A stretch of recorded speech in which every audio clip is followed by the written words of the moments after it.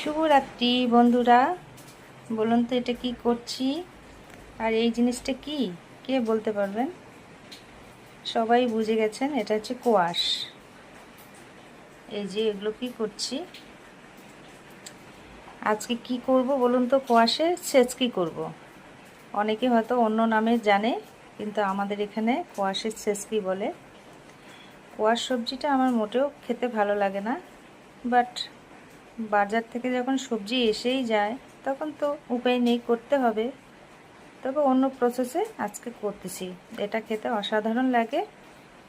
এটা এই যে এটার মধ্য দিয়ে গ্রেটার করে নিয়েছি, এই যে ঝিরিঝিরি করে নিয়েছি। এটা কিন্তু মেশিনেও মানে মিক্সিতে করা যায়, মিক্সিতে অনেক মিহি হয়ে যায়, তখন আর টেস্টটা ভালো লাগে না, একটু দানা দানা থাকলেই ভালো লাগে জিনিসটা। তো এই যে করে নিচ্ছি, একদম হাত আমার হাঁপিয়ে গেল, আর একটু বাকি আছে।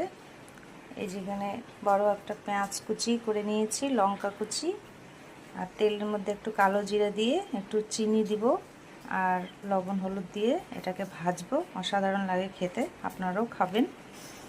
সবাইকে শুভরাত্রি, ঝিরিঝিরি বৃষ্টির শুভেচ্ছা রইল।